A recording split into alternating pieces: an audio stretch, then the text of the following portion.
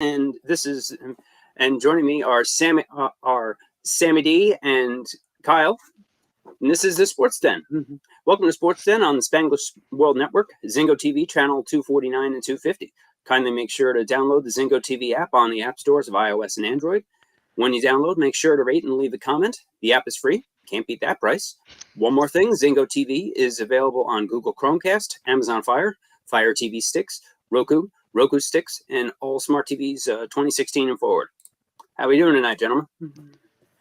Very good. Happy Monday. Hanging in there myself. Yeah. Happy Monday to you too. Yes. It's getting closer to the holidays. We have college basketball heating up. NFL playoff picture is starting to come into play.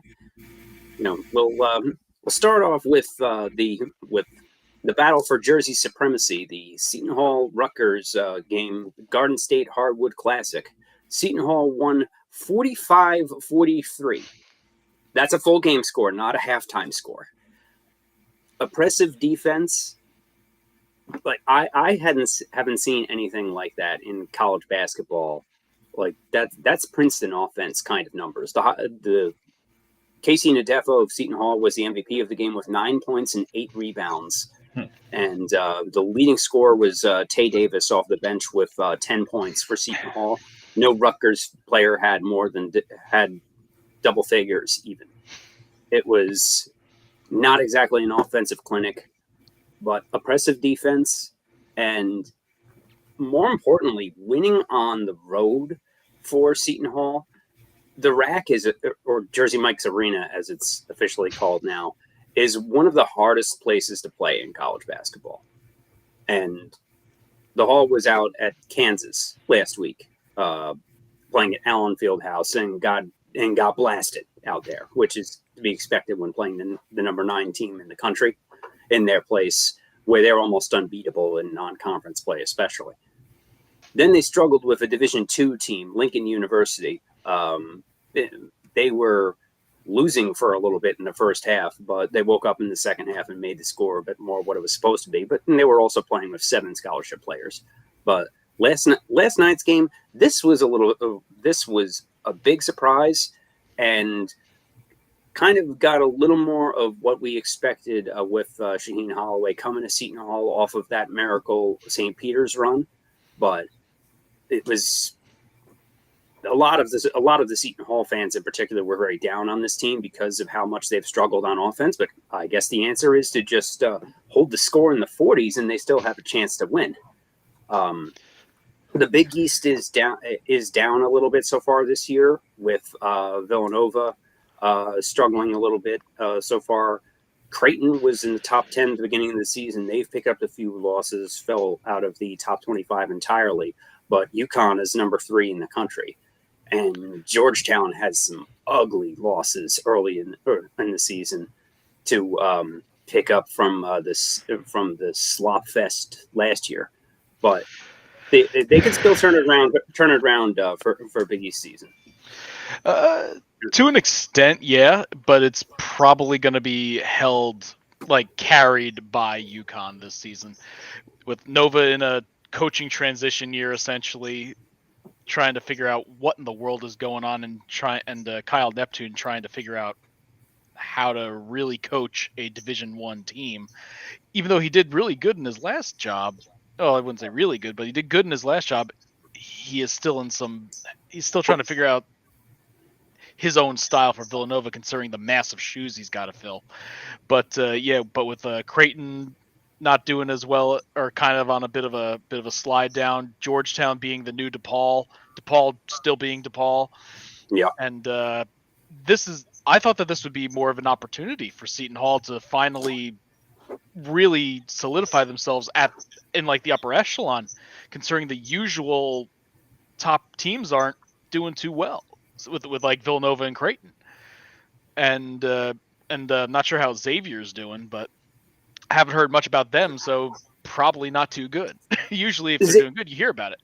Yeah, well, Xavier and Butler also have new coaches with Sean Miller and Thad Matta, both going for their second stint, respectively, at those schools after their other big time jobs.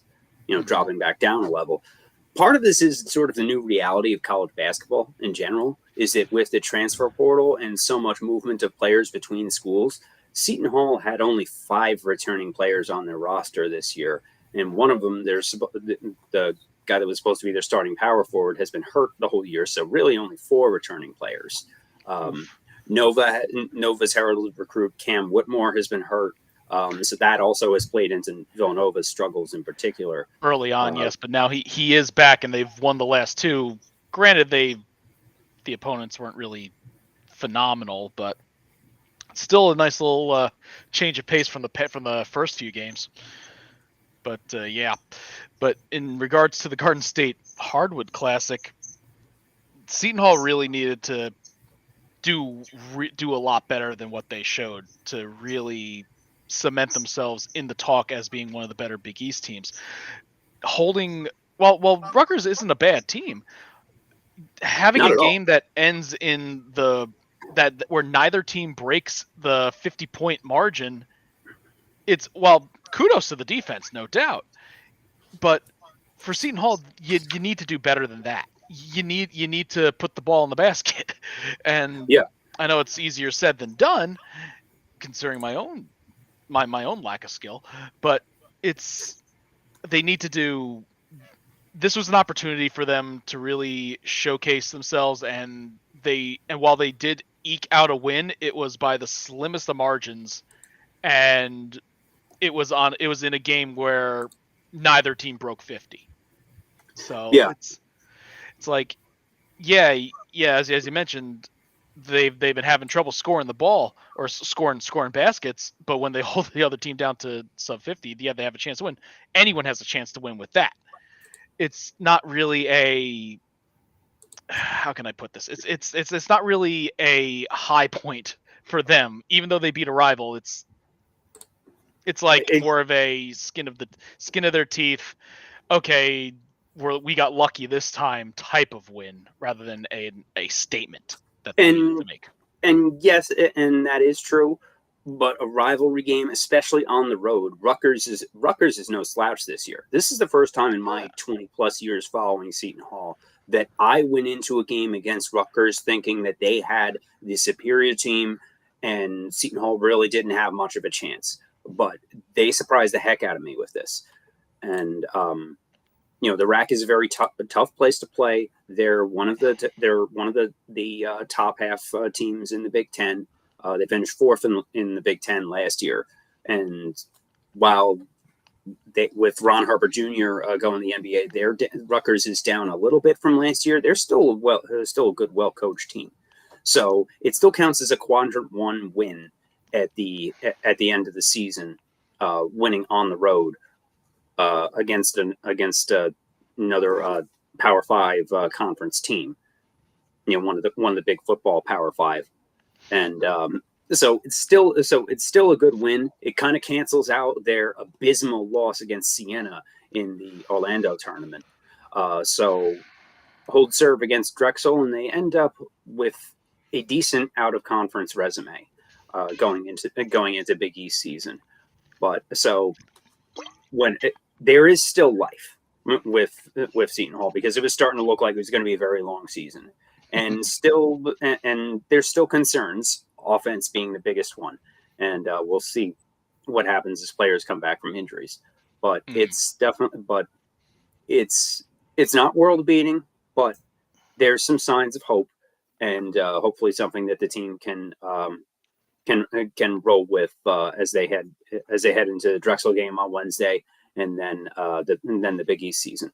I wrote a bit more thoughts on that on our website, streampunkynt.com. Under featured articles, you can see our writing. And I'll be covering the Drexel game on Wednesday as well.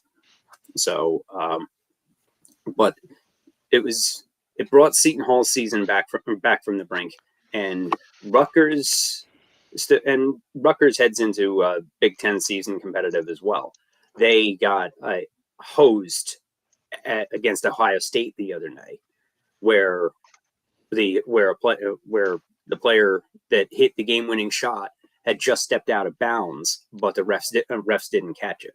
There was actually a similar play towards the end of this game where Casey Nadefo blocked a shot for Seton Hall and was falling out of bounds. But since he didn't really have possession of the ball when he was out of bounds, they said play on. So, but in real time, it looked a little fishy.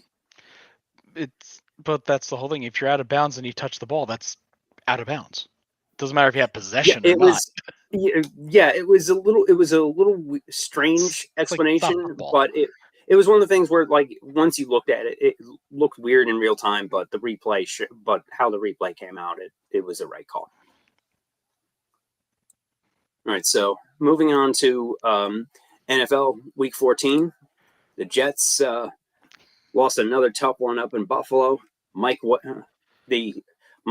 ends up with a rib injury, ends up in the hospital. So we don't even know what's going to happen back for next week. Guess who's coming back? Flacco. That's who's coming back. Wilson is still nailed to the bench where he should be.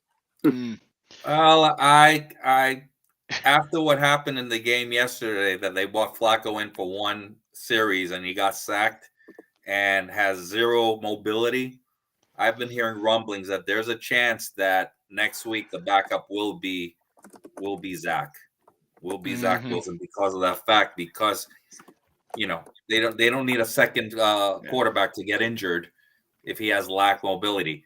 Well, and don't get me wrong, Buffalo has one of the top 5 defenses in the league, so he got hit hard. Teams. Yeah, and also one of the best teams. So I didn't have high expectations of them winning.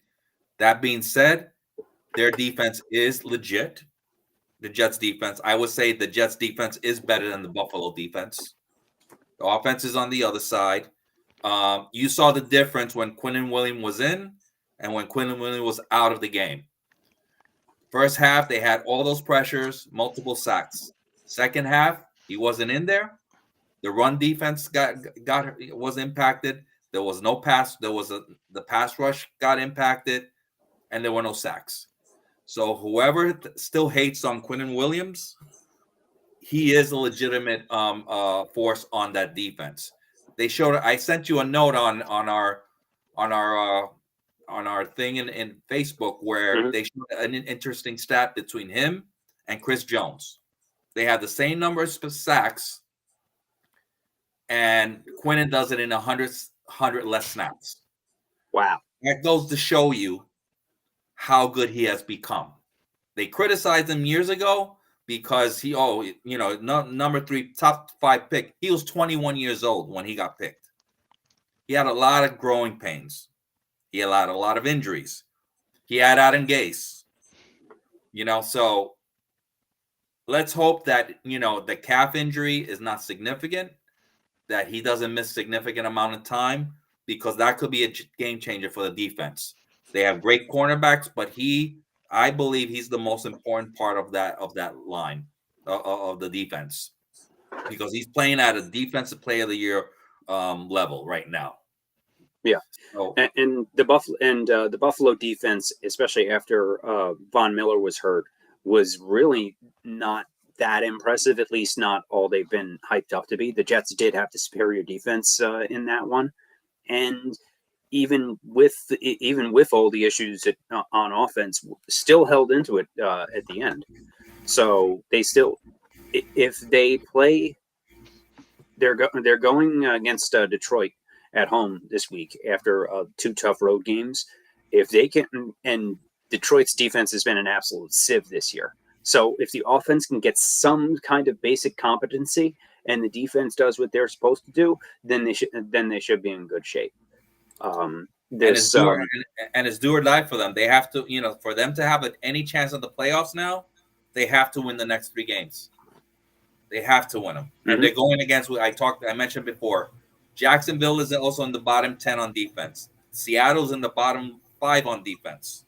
So, and Geno has not been as effective with his main running back out. So this is the opportunity, and they haven't backed down on any offense. And Buffalo was one of the better offenses, and they won one, and they battled in the other. So they have a chance to do damage, but it's like you said, they can't. The only team that could eliminate them is themselves.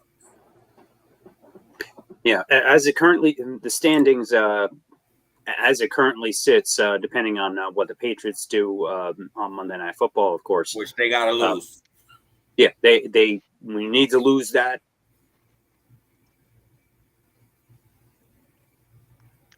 Looking like we sort of lost you there. The video feed kind of just went freeze, and there he goes. We just All right, he's back. In addition to welcome an offensive coordinator. Yeah, for about the past 15 seconds or so, you were frozen and then boop, disappeared. Okay, alrighty. So, yeah, if they had a better offensive coordinator that could play call a bit better than Mike LaFleur, and if they had Mike White for even one of those Patriots games, then we would be a much different conversation, because they lose that tiebreaker straight up with those two terrible Patriots losses. Then I know people talk about the Minnesota loss is going to haunt them, or maybe the Buffalo loss is going to haunt them. The losses that are going to haunt them this year are the two New England games, because New England does not have the better team. The Jets have the better team, and they should have won both games hands down. Those are the two games that are going to haunt them. Absolutely, it's like you can lose some high profile games and against legitimate teams, but as you said, New England is not a good team this year, so losing those, it's gonna hurt. They still have the Patriots still have Darth Hoodie. They may not be the juggernaut that they were in the past, but Darth Hoodie's mission, as you say, Sam, all the time, Sammy, his entire mission now is to just make the Jets' lives miserable. Yeah. And he succeeds at that every time. Going forward, they could be 2-15. They could be 2-15 for the next 3 years. But he wants to make damn sure that the two games they win is against the Jets. Mm-hmm. Absolutely. Yeah. But yeah, you'd have if the Patriots win tonight, you would have the Jets, the Patriots, and the Chargers all tied at 7-6 for that last playoff spot. You have the Bengals at 9-4 and Miami at 8-5 in the first two wild card slots. And from what I understand, and if the Patriots win tonight, then they would have the 7th seed. Between the three of them, they would have the 7th seed. Okay, and that's kind of crazy. With how bad they've been playing, have them still getting a playoff spot that's kind of nuts. Yeah. Miami's been fading a little bit too recently. That was a tough loss for them yesterday. Yes, absolutely. Well, their O-line is in shambles like the Jets. Yeah, and it's only a matter of time. Injuries. So, and if you think Mike White gets hits, at least he got up from those ribs. You get one more hit to Tua, he's done for the year. Yeah, he may be done for more than the year if he gets his third concussion this season. I'm seriously worried about him down there in the next shot that he takes. Playing in front of a line like that, that could be bad. That was basically what spelled the end for Eli a few years back. The O-line just couldn't protect them, and he ended up just getting sacked like 5 times a game. Yeah, I mean, he was also getting up in years as well at the same time. Oh, no doubt. That's not a good recipe for success either.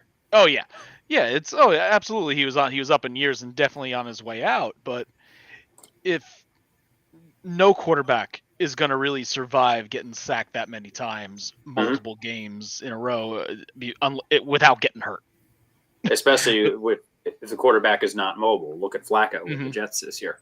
Exactly. Well, also as David Carr. That's another very good example. Yeah, he's on the ground half the game. Yeah, it's like the O-line needs to do their job. And every quarterback the Colts have had. Very true. Well, yeah, during the prime of Peyton Manning's career, he never had an O-line.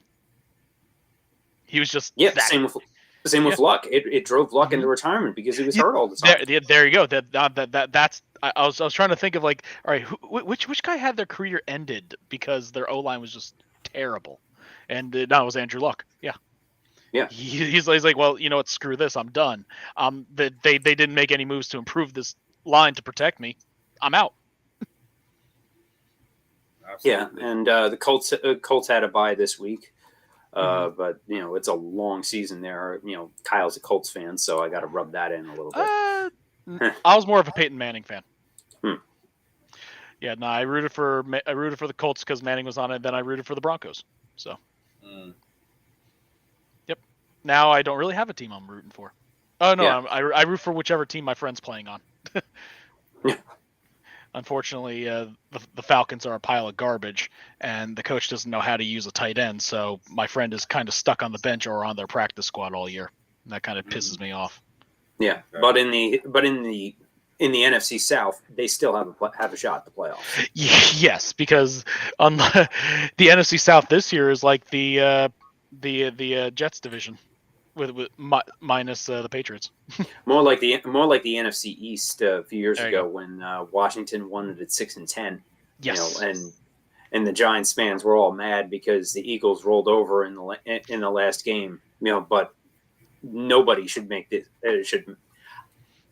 If you win the division, you should get a playoff spot. Yeah, I get that. absolutely. You should not get a home game if you have a losing, especially if you have a losing record.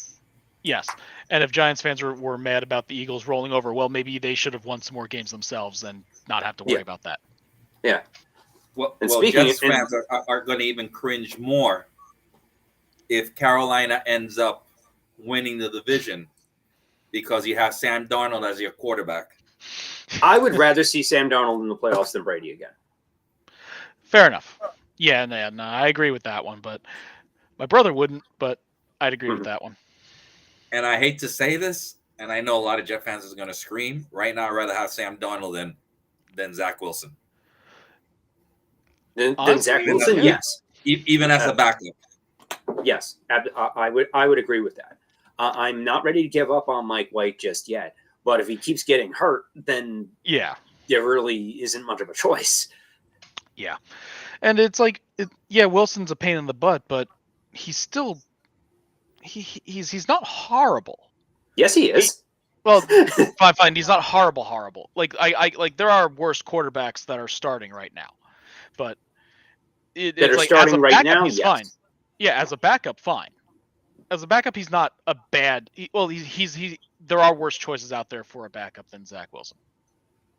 The entire locker room hates him. Yes, and yes, they do. His stats for 20 games were comparable to Jamarcus Russell and Ryan Leaf. He was throwing about 100 yards per game. Yeah. Well, those are not NFL starting quarterback statistics in any planet. Yeah, which is why he's a backup. He's a backup at best. No, incorrect. He's inactive right now. Oh, he's not even a backup. He's inactive. He's been inactive the last 2 games? I thought they had him as like a backup. No, that's why when White took the shot in the ribs yesterday, Flacco came in because when they demoted him, the third string with Flacco as a backup. He's on the practice team. Oh boy. Well, hopefully that's a wake up call to him. Hopefully. Yeah, there's been. I'm just saying that hopefully will be. I'd rather have that hopefully be next year, not this year. Yeah. Usually you don't see your starting quarterback for like the first half of the season end up on the practice squad. Usually that just shows how bad Zach Wilson has been, and more importantly, how badly he lost that locker room. Because if Saleh hadn't benched him when he did, I think there would have been a locker room mutiny. And for a team that has playoff aspirations, that really made me gain some respect for Robert Saleh as a coach, because I was a little iffy on him for a time, but the way that was handled, that impressed me. And the GM, because the GM could have just said no, you gotta start him because he's my pick. So for Douglas to do that with a pick, that he made, where his own job is kind of tied to that in a way. Although if Wilson is a bust, I think he would get a pass. But if the second one's a bust, then he's out of a job. Yeah. Well, Yeah. they're playing for their jobs now. Yeah, and then in the NFC you have the Eagles wiping the floor with the Giants yesterday, in a game where the biggest highlight was a failed drop kick punt because it was so rainy and gross in the Meadowlands that garbage game. Yeah, and that the punter couldn't get a handle on the ball, and it slipped out of his hands and led to an improvised drop kick punt, which of course you can't do. So Nope. they lost 30 yards of field position and ended up the Eagles going up 21-0, and that was about it for the game from there. This Eagles team has been just a force. Jalen Hurts is putting up some numbers that are all world worthy. Well, he has a wide receiver. He has a legit wide receiver threat, which opens up like having AJ Brown on the team opens up everyone else, because now the defenders have to cover him. It's like that before they could space things out, do their one-on-ones, focus on whoever the hot hand is. Now, no, they have to cover AJ Brown, which opens up Smith, and Hurts has people to throw to, and even though he's not the most accurate passer, they're still good wide receivers and they can make do with it. So having those multiple essentially defender distractions out there either allows them to run, and when they have to cover the run against that, opens up the wide receivers and he can do like a quick pass to him. So it's like things are coming together for once, and I'm just waiting for the inevitable choke job in the playoffs. That's something interesting. I'm not following them as much, but that's one interesting stat that they've talked about regarding the Eagles. It's that they haven't had a game against a team that's ended up being close. They've had a lot of blowouts. Yes, so it'll be interesting once you get into the playoffs, like you mentioned. How will they handle that? Because they really haven't had a lot of adversity this year. The schedule is a big factor. Oh yeah. And you play the schedule. If you win, that's great. Yeah. But they're winning, they haven't, it hasn't been uncomfortable for them. Mm-hmm. So it'll be interesting once, and they'll probably have the first seed, so they'll have to bye. Yeah. It'll be interesting, let's say in the next round they play a 49ers team. Well, honestly, it doesn't matter who they face right now because they've already clinched. Mm-hmm. Have they already clinched the number one seed? Not the number one seed, but they've clinched a playoff berth. Yeah, the division and the playoff. Yeah, so most probably they'll win. They'll be the one seed. So it'll be interesting. So honestly, being that they clinched, they're probably going to be trying out some different things. They're able to practice things that they would normally not be doing if they were under the gun in getting a playoff spot. That's already done, and they got 4 or 5 weeks left in this, like 4 weeks left in the season. We have 4 weeks left. 4 weeks left in the season. The Eagles schedule, they have at Chicago, at Dallas, and then the Saints and the Giants at home. That last Giants game will probably be meaningless by that point. That's where the scrubs will come out, especially if they clinch the bye. They'll bring out their JV team for that last game. They'll probably do that against Chicago as well. I don't know because they Chicago's need to keep game for them. Yeah, I mean they'll probably. I mean, if they keep playing like they've been playing, that will be an easy win for them. But in Chicago might be a little tougher, but we'll see. That game at Dallas is huge. Yes, because that one's going to be fine. Which is why I'm another reason why I'm saying the game against Chicago is going to be not as much of a focus, and they're going to be making sure that no one gets hurt for the Dallas game.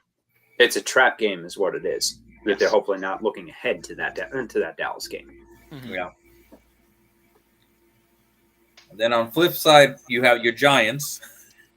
That Giants are a tale of I two think the teams. conclusion from that game is they better start looking at, given their record, unfortunately, from the draft perspective, they're not going to pick top 10 unless they end up losing the rest of their games. They're going to have to start looking for a QB, whether it's via free agency, like a Jimmy Garoppolo, or a trade with Derek Carr. It was also with the Giants do still have a shot at the playoffs. Absolutely. But they have to, because the NFC is so bad. So 7-5-1 still has them a half game ahead of Seattle for a playoff spot. But that all comes down to the game at Washington next Sunday. That's been flexed into the Sunday night slot. That's an elimination game. So whoever loses that one is probably pretty much done for the season, and it does start looking ahead, as you said, Sammy. They've already declined the option for Daniel Jones, and it's will they work out a below the franchise number extension? I don't know, but it's. What options do they have? There's going to be several teams going for Carr from the Raiders, and I think he's gone from the Raiders after this year. No idea what's going to happen with the 49ers situation, with Lance and Garoppolo both coming off of injuries, and Garoppolo I think will be a free agent. So, and what's his market going to be like coming off injury? So there really aren't many options out there, especially when you're going to be drafting in the middle of the first round. And this isn't really that deep of a quarterback draft either, for kids coming out of college. Yeah. I think Doug Jones is going to, whatever his name is. Sorry. Daniel Jones. Yeah, Daniel Jones. Doug Jones. Yeah, I think that he's going to be taking full advantage of scarcity instead of actual skill. Well, yeah, if he played well, he'd be the top QB on the market, but he's gonna be basically pull kind of like what a few players in baseball end up doing. It's such a shallow pool, mediocrity will be rewarded. Yeah, some team will be desperate enough to probably give Jones, say, $8 million a season. Probably the Raiders. Possibly. But somebody will be desperate enough to toss some money at him, not big money, but he may get $8 to $10 million just by being a semi-competent quarterback. Yep. On the market. I don't think it will be the Giants. They may try to put that offer, but I think some team will be desperate enough to overpay for him, and they will probably regret it quickly. The other team can see. Well, there's Daniel Jones. You know what you're going to get with them, and you know what? He's still better than Zach Wilson, so that works out. Zach Wilson, if they trade him, may actually have a shot somewhere. That also just shows how pathetic some of the quarterback play is in the league, and just how desperate some teams are. But I really hope that Mike White can play healthy for the Jets down the stretch, so at least there might be a shot at some kind of continuity, because the Jets are in an even worse place if they need to go quarterback shopping in this offseason. Mm-hmm. There really are not very many options out there. No, not this time around. Other than Garoppolo, because he will know the system, there really isn't anybody else. Garoppolo is another one that I think might get an overpay, just because is that Gritty riding a cow behind you? Yes, it is. Sorry, I was just clicking through some of my backgrounds. That was cool. Well, regarding Garoppolo, you got to be careful now, because now it's another injury. So I don't know if he's going to get the $25 million that he got this year.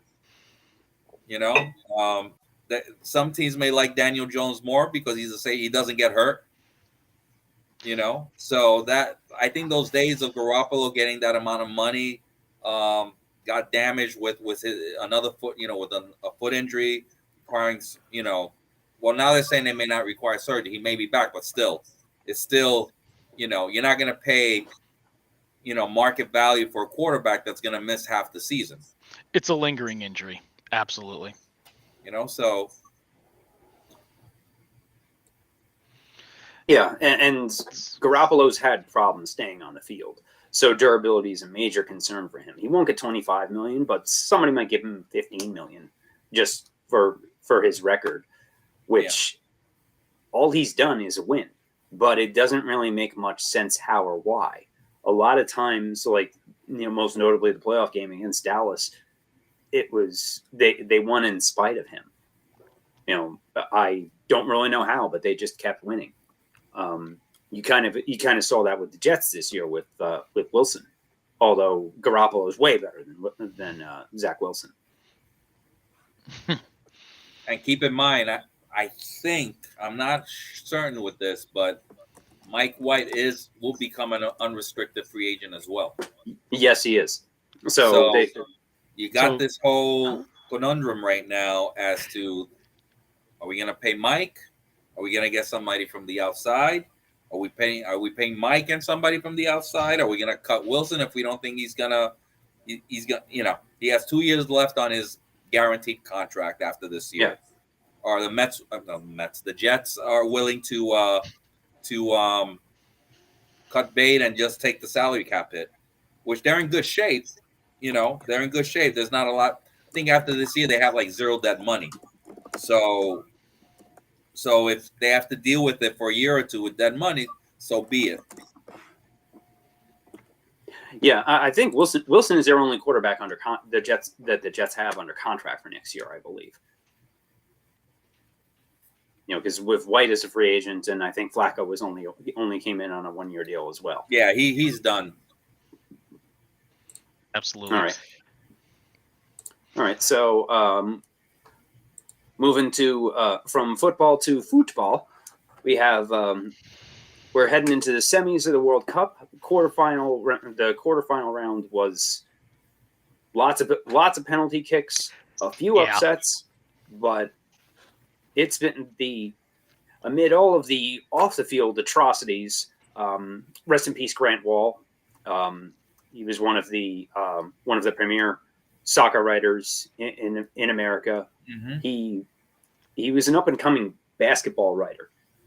He wrote for Sports Illustrated for 24 years, and he actually wrote the famous LeBron James profile when he was 16 years old. Okay. And he went from writing about basketball to writing about soccer and becoming one of the best soccer writers in America. He passed away in Qatar after experiencing some health issues. He actually collapsed during the extra time of the Argentina-Netherlands game on Friday. So rest in peace to one of the great ones. But on the field, these matchups have been surprisingly good. Argentina seemed to be trying their hardest to blow that game against the Netherlands. They almost did. They managed to they almost did, but they pulled it off in penalty kicks. Yep, because Netherlands, they botched their first two, and very few teams are going to win after you botch the first two penalty kicks. Now, the Dutch goalie actually had no international experience whatsoever before this World Cup. Like he was about to get a job as a police officer, and he ended up being the goalie for the national team, and he doesn't have any experience before these 5 World Cup games. So for the fact that he was even there and that they even got held up as well as he did, especially with Argentina was peppering him with shots the whole game. So for them to get only 2 goals was actually quite impressive. Mm-hmm. And he put on a clinic against the Americans in the first knockout round. That game, much. Right? That game easily could have been 5-1 for the Dutch. But Turner was standing on his head to keep the score looking somewhat respectable for the Americans. But Messi, US and Argentina could score. Oh yeah, big time. The Americans were a mess, and Good defense, horrible the Dutch shoot. exposed them. Yeah. But for Argentina, Messi's the GOAT, better than Ronaldo, as Sammy and I have discussed. But in order to be the GOAT, he needs to actually win this World Cup. Yeah, that's the final piece of his legacy. He has to, and that will get him out of the shadow of Diego Maradona. Yes, that's the last piece, and I think now he has the most well-rounded team to play with. Their defense is excellent. They have a lot of younger, up-and-coming players that have worked well with him. And like we mentioned, he is not just a goal scorer. He's a playmaker. He's in the echelon of I made a comparison. He's a combination of Jordan and Magic Johnson. Does both. Okay. He's a combination. Yeah. He's the hockey version of Wayne Gretzky. Wayne Gretzky was an excellent goal scorer, but look how many assists he had. So he wasn't just thinking about scoring. I believe he's still the all-time assist leader. Yeah, he was creating opportunities. Exactly. Regardless of what part of it he was. Exactly. So that's where Messi is right now. He was always that way, but it's more and more now. He's relying on his other players. That no-look pass for the first one was absolutely beautiful. And then he's improved a lot. I know he missed a PK, but the two PKs for that game during the game and then the shootout were magic. I think the game tomorrow will be rough because both teams, from a defensive standpoint, they like to be physical. There'll be yellow cards, especially in the second half if it turns out that it's a team is 1 or 2 goals ahead. But I could see him pulling out that game tomorrow. Yeah, that Croatia has picked up right where they left off with the last World Cup.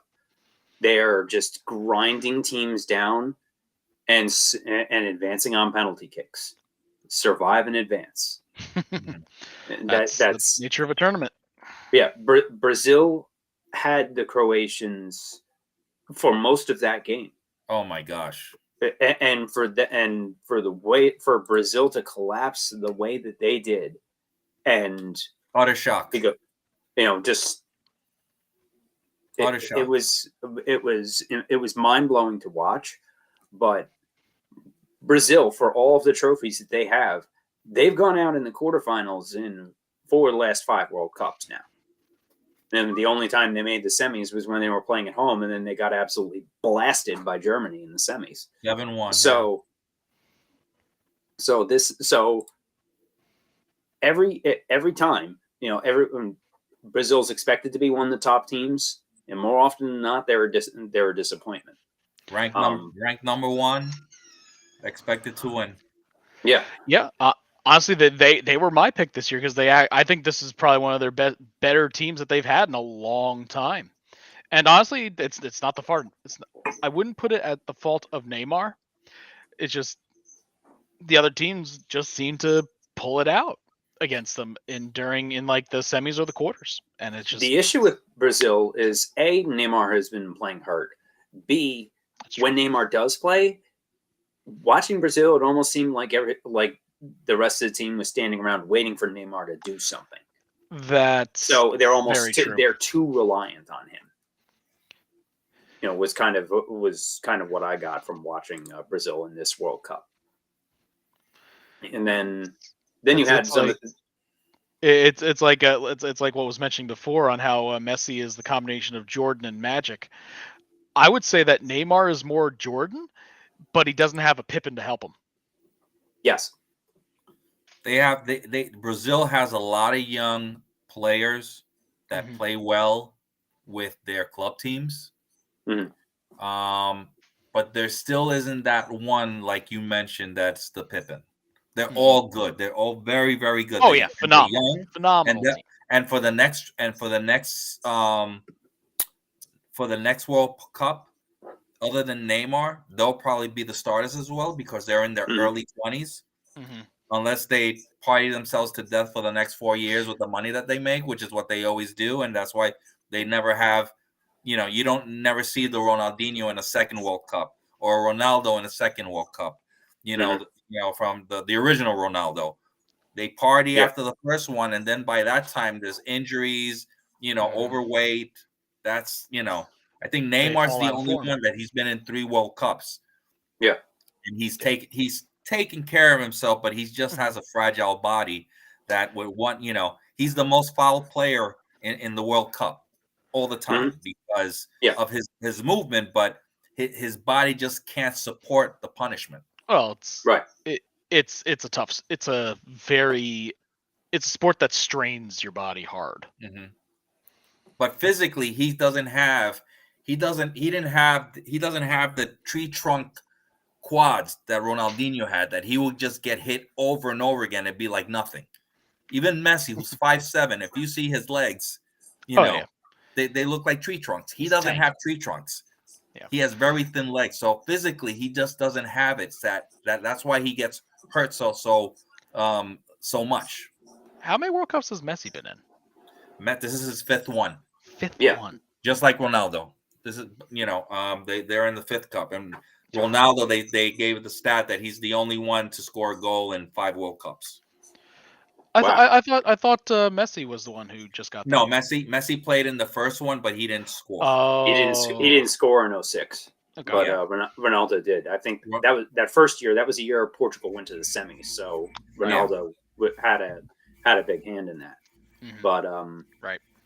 But yeah, and speaking of Ronaldo, how about that Portugal-Morocco game, which this is my personal opinion. I just don't like the style of Morocco play. I've mentioned it before. It reminded me of watching Italian soccer from the 1990s. You score one, and let me just put the Great Wall of China back here. Yeah. I'm not going to look for a counterattack. Try to score on us. Oh, that's beautiful soccer. That's kind of what the U.S. tried to do. It's kind of it's kind of like the Devils in the 90s and 2000s when they were on their cup run with the neutral zone trap. Just a lot of 1-0 games. Just all defense, not much scoring. Very. It was while it was my team and they won and it was exciting. Nobody else liked to watch them for exactly that reason. And Morocco has a lot of that. They've not allowed 5 games, not a single goal allowed. It's like Mayweather. I'm not sure if that's happened in a World Cup. That Spain, they didn't give up to Spain, and then Spain choked in the PKs, but they always do. Mm-hmm. I thought with Portugal, because again they weren't, this was the first year where Portugal wasn't Ronaldo dependent. They had other players. Well, and you saw that they benched him not once but twice. Portugal played better without Ronaldo. Yeah, they did. Yeah. Well, the other thing is the previous game they won 6-1 or something like that. They without him. They trounced. 6-1 with 6-1 over Switzerland. They trounced Switzerland. Even though Switzerland, I think, was the lower end of the teams that made it to the quarters, lower than U.S. actually. But that was going to be a crushing game. But 6-0 is still pretty darn solid. It's just I think that may have hurt them. They not only used up all their goals in that in that match, the quality of opponent was a lot different than Morocco. And while Morocco's style of play is, I guess you could say, boring, it's methodical, effective, and it works. So while it's boring to watch, they're not playing for your entertainment. They're playing to win, and that's getting them wins. So it's it's frustrating, but you know what? Now they're the first African team to make it to the semifinals in World Cup history. And, and that semifinal against France is going to be very, very interesting. Very interesting. France is a lot Um, stronger, I Yeah. think. France has a strong team. They have the scorers, but it's like you mentioned before. Look what Morocco has done to some other teams that are top 10 ranked. France is also top 10. And if you saw in the France-England game, they kind of shut down Mbappe. Yes. Yeah. You know, and he Yes, didn't score. So they absolutely did. So It's just- imagine, someone else scored. imagine, you know. So that, to me, that game on paper, yes, France should win, but I don't know. I don't know. The way that Morocco's going is on a roll right now. And you know, clean sheet in every damn game. You know, it's incredible against top 10 teams in the world. It's unheard of. England outplayed France for most of that game. So England absolutely. was able to keep Mbappe and that French attack in check. So if England was able to do that, what's Morocco going to do to them? England, I think, was an overall better team, but unfortunately they let a couple goals scoot through, and the Portugal, or not the Portugal keeper, the Morocco keeper, I think is better than the England keeper by a long shot. Those goals probably would not have gone in against the Morocco keeper, but even then, England still brought it close to the end. It's just. And Morocco's two center backs have been absolute monsters. Yeah. I say it that way because I'm on the fantasy FIFA stuff, and you know my daughter has a team, and I for this last round I actually put the two Morocco center backs for the next game because they're leading in the fantasy points. The two from Morocco, so they've been absolutely destroying everyone with their play. You know, better than Brazil, better than France. It's just scary. So I'm more clear that Argentina is going to beat Croatia.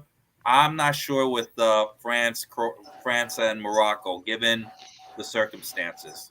Oh, and by the way, going back to England, they gave a very interesting stat. Since the World Cup of 2016, England in the World Cup has not beaten a top 10 team. Ooh. Wow. All their wins are like to the Senegals of the world, Korea, but an actual win against a top 10 FIFA team, they have not won. Wow. They have not beaten. The past two World Cups, they had very favorable group draws. This one not as favorable because, they had the Americans and Iran. And Wales. The U.S. is the U.S. was a young team. The France game, the young team with a bad coach. Yeah, they came into the France team against the France game, leading in goals scored. So maybe for the next World Cup they hire Ted Lasso. Who knows? Yeah, because Southgate has already stepped down as England coach, I believe. Oh, he did. I think read something that I don't know if he was if it was official or if he was wishy-washy about it, thinking about it. But I thought I saw a headline that he was. Because as of now, the only ones I know that have stepped down is the Spain coach, the Belgium coach, and the Mexico coach. Okay, it may have been the Spain coach that I was mixing up, but I did see the Southgate status. Those three have stepped down. Yeah, I haven't heard anybody else. Yeah, that's usually like a breaking news thing when one of those national coaches are either fired or step down. Oh yeah. Yeah. So we have Argentina, Croatia in the first semi Tuesday afternoon. I want to say that Argentina can win that, but every time that we want to count out Croatia, they surprise us. So I could see that becoming another grinded out game, but I do think that I think Argentina does pull that off, but it's not going to be easy. Argentina is going to be better if it goes to PKs. Yes. So it's like, if Croatia's going to win, they got to win before the end, before penalty kicks. Yeah, I'm on the opposite end of that. Remember, Croatia's goalie is ice cold. They've been amazing with the team. They don't miss shots, and the Croatia goalie has been incredible. So I'm more inclined to say, I hope I don't want Argentina to go into the, Mhm. the Argentina goalie has been excellent. Don't get me wrong, and you saw what he did against who do they play again? Against The Netherlands. The Netherlands. Netherlands. Yeah, Yeah. they made those stops. So I'm not sure. I want Argentina to get into PKs, get into extra time, win. I think at the end it's going to be either. I honestly believe it's going to be a 2-0 game. Mhm. At the end of the day, as to France and Morocco, man, I'm not sure. I'm seeing that game could go into. To me it's a toss up right now. It's a toss up. I think it is too. It just depends on if Mbappe if he's able to get through. Mm-hmm. But I'm gonna my go picks out on a limb. are. Oh, sorry. Go ahead. I'm gonna go out on a limb, and I'll say Morocco holds them through, and this time they've conquered Iberia. Now they'll cross the Pyrenees into France. It's, realistically, I think it's going to be France and Argentina, but I want to see Morocco Argentina. So I'd say I just don't want Morocco to win. Not with that style of play. I want Messi to finish off his career with the World Cup win. Yeah. It's like I want Argentina to win now, but I do want to see a Morocco Argentina World Cup final. I'm thinking the same, probably a Morocco Argentina final, but really that I'm more confident in the Argentina pick than I am the Morocco pick. Yes, same. I would agree with the same. I'm fortunately I'm seeing, like I said, I'm unfortunately also visualizing that it's going to be an Argentina Morocco final. Mm-hmm. It's just, I don't know. I mean, I just like seeing different teams. Yeah, and I don't want to see another Croatia France final the second time in a row. Yeah. No. I don't want to see that again. Yeah, and we're coming close to the end of the hour. Was there anything else you guys wanted to cover? Yeah. Quick Mets thought regarding the signing of the Japanese player. That's going to be huge for you guys. I mean, Steve Cohen is basically saying F the Cohen tax. Who cares? That being said, they're letting all their pitchers from last year go. They let DeGrom go. They let Walker go. They let and now they let Bassett go. And I think has Bassett officially signed somewhere else yet? Yeah, he signed Toronto.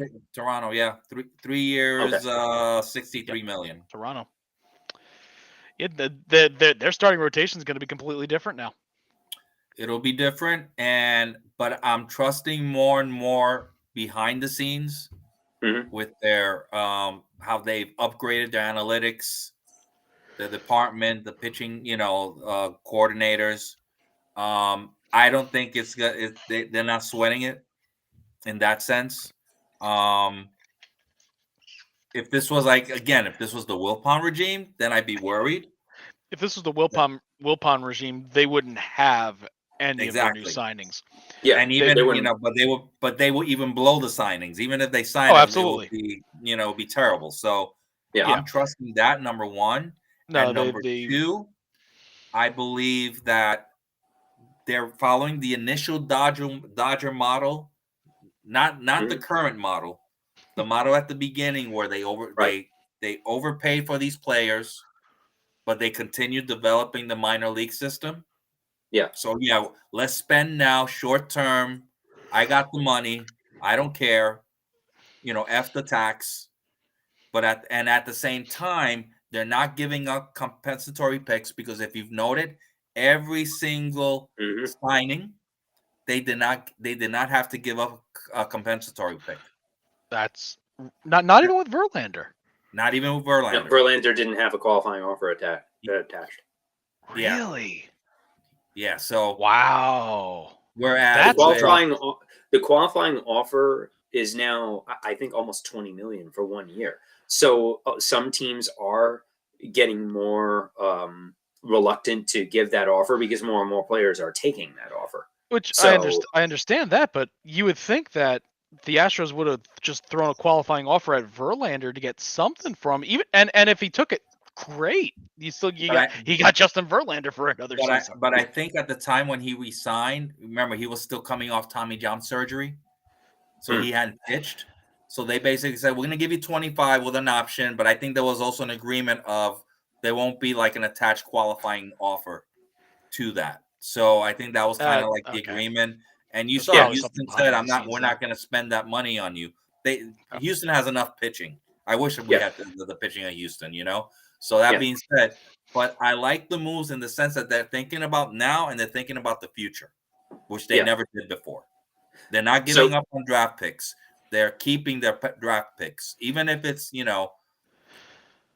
our best compensatory draft pick we've had in the last 20 years was when we didn't re-sign Mike Hampton, and the compensatory pick was David Wright. David Wright. Yep. That's the back half of the Bobby Bonilla deal that everybody forgets. Exactly. It's easy to make fun of the Mets for that Bonilla deal, but it actually worked for them short term and long term in a way. Bonilla because was the money they saved from start of that the draft. Bonilla deal, they put towards Mike Hampton, and then when Hampton got him to the World Series, was the NLCS MVP, and then the compensatory pick when he signed in Colorado became David Wright. Mm-hmm. So they're following the model, so slowly but surely, because they want it to be an ongoing, consistent model where they have opportunity every year to win. And they have their rotation now. You have Scherzer and Verlander. You have Senga and Quintana, who they picked up from the Cardinals this week. So I don't know who's good. They could go either way, 3 or 4 there. And you have Carrasco. You have Carrasco at 5, and then Peterson and McGill.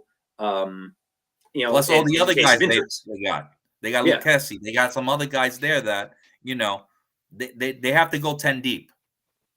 Teams now have to go 10 deep. With to pitch a few games and whatever. So I feel really confident with what they've done. The craziest thing is getting Seiya for so cheap. It's like the Mets picked up Seiya for like 20, 25, 30 million less than he was valued. Yeah. And they got him the craziest part. So that was what, 5 years? 5 years. 5 years.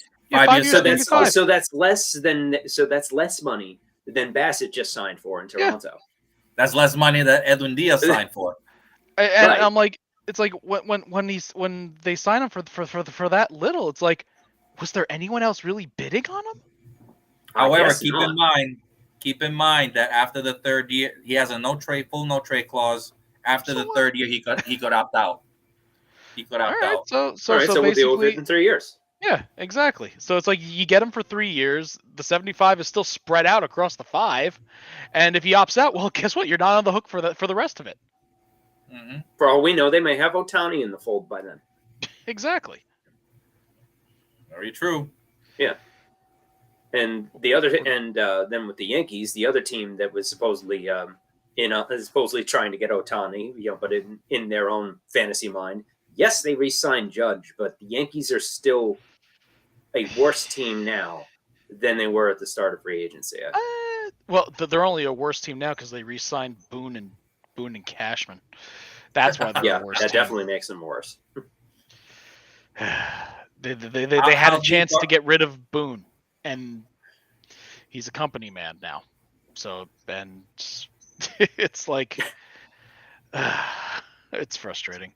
Is there a chance? You think there's a chance that they're going to get? Because I hear the rumblings that their number one priority is. I think that's who they're going to go for, Rodon. Yeah, I think being that Seiya is off the market, it's like their priority was Rodon over Seiya, and now that Seiya's signed, well, guess what? Now your backup plan's gone. So what the hell are you doing? And it's like Cole's still good. Cortez hopefully stays good. I'm gonna be interested in seeing how Cortez handles the pitch clock, being that one of his biggest gimmicks was like basically slow pitching it. was like the insanely slow delayed windups. Yeah.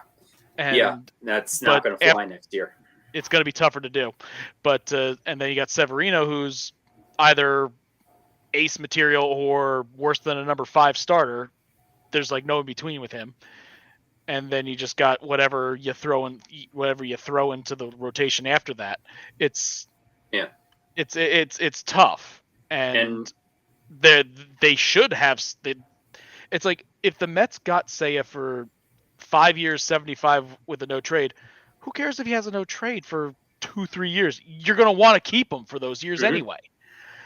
And it's just, especially if the other guys come off the books. Exactly. Right. And it's like, did they not throw an offer into there? It's like he's better than your bottom half of the rotation anyway. Yeah. Well, I've been saying for several weeks that I think that the Billy Epler connection was key for the Mets because he has a relationship with Japanese players. He was instrumental He was instrumental in the Tanaka deal when he was working under Cashman in the Yankees front office, and he got Ohtani for the Angels. So Epler has the track record of bringing over stud Japanese pitchers, which I think worked to the Mets' advantage and may have been a bit of a hometown discount, if you will, not really hometown, but may have been a factor. But also, maybe there wasn't the interest there that we thought.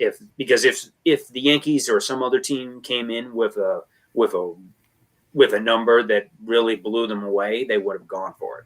So, but all other things equal, or if it was only a few million difference, to go to the Mets makes sense. But for the Yankees, that Cole also has dropped off since they cracked down on the sticky stuff, which is fun. But he's still a great pitcher. Right. He just gives up more home runs now because his pitches don't have as much bite. He can still locate pretty well though. It's just he gets tagged on occasion. And Cortez is Cortez and Severino. It's just it's like after Tyone left, which is fine. Tyone leaves. You have a pitching need now. You can still go after Rodon, but throw an offer out there. I think they're going to make a move at Rodon, but I think that somebody else is going to outbid them. I don't think anyone's. I think Rodon's going to go to the Yankees. It's just then they would need that number 5 spot, and they just basically let one of the better Japanese pitchers go to the Mets. Great job, Cashman. Good job. And their farm system is nothing. Like the Yankees farm system is an absolute joke. Like they haven't been able. Judge is the only homegrown player that they've developed in the past 6 years. Everybody else. Yes. But everybody else turned out to be a complete bust. Sanchez, honestly, bust. Most teams are Frazier, like that. Bust. Honestly, most teams are like that. It's like, you have your crop of rookies every year, and you might get one really good one every few years or so. That's what happened with the Yankees. Judge was their really good one, and now they have and they had a really good they have a really good minor league system. It's just right now a lot of them are getting called up now. Like you have their infield. If they freaking get rid of Donaldson and Torres, they have a really good young infield. It's like you got Peraza, you got Cabrera, and you got Volpe, and with freaking Rizzo at first base, they're set. That they have an infield that's set. Like their lineup is going to be really good in that aspect. But so now you need to get your pitching. Yeah. And Cashman's botching it hard. Yeah. They haven't been able to develop pitching. No. They develop a lineup okay, but they have not really been able to develop pitching. All right. What's I've kind of funny always is said from the last 5 years, they need a reset at manager and GM. and it they has had a to- chance to do it. Yeah, and it has to be from the outside. It can't be someone who was a former Yankee. It has to be just a refresh of the mind of the system, similar to what the New York Giants did. Let's just I get was about to say the people same thing. no, nothing related to the Giants. Let's get new people in, new ideas, and see what happens. It's just But we don't rebuild in New York, which which it's is like dumb. it's dumb, but it depends on who it is. But the thing is, Boone should have been gone. He should have been gone yesterday.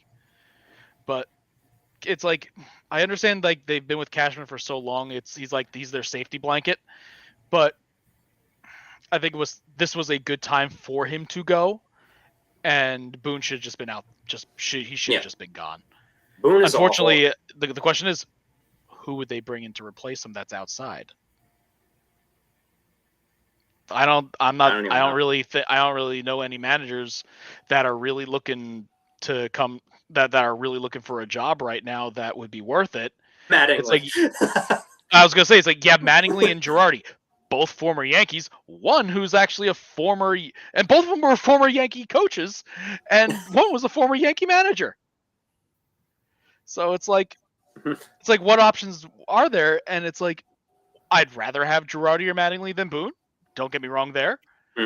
But to like say their front office, and if you, and to the thought of you want to find someone outside to give you a new perspective, there's no one really available this time around.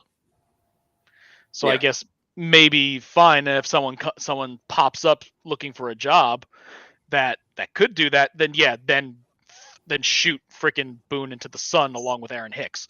But as long as Cashman is still in the building, nothing is going to change. Which is yeah. But here's the thing. The other thing is, even though there was a slight change with Cashman still in the building, but that was after the change in ownership, which allowed them to focus on their younger talent again. That was a good thing where Cashman could actually, somewhat do his job, and to an extent he did. It's just, as I said, right now is a good time for him to go. Yeah. And instead, you get more of the same. And we'll see how long Judge lasts before getting hurt, and that contract is going to age horrible. I know he's going to get hurt, but it's like if they didn't sign him, there would have been a riot. They had to re-sign him. Yeah. It's a terrible deal, but they had to do it. No choice. Yeah. That one. It's like, nah, you needed to bring him in, and if he gets hurt, well, that's kind of par for course. It's going to end up like the David Wright deal did for the Mets, where he ended up being hurt for most of it, but since it was re-signing their own guy, it hurt less. Mm-hmm. Yeah, exactly. As a fan, exactly. So it's like, so the same thing will happen with Judge. And it's like, if he signed for like say San Francisco Giants and he got hurt, Cashman would still be thrown out of a building for not letting him re-sign. So. All right. So let's wrap this up. Thank you, Sammy. Thank you, Kyle, for coming on with us. Scott and the rest of the crew should be back next week. This is the Sports Den on Zingo and Stream Punk Sports. Follow us at our YouTube channel, Stream Punk Sports, and our sister channel, Stream Punk Cinema. Our website with writing is streampunkent.com. Have a good night, everybody. Stay awesome.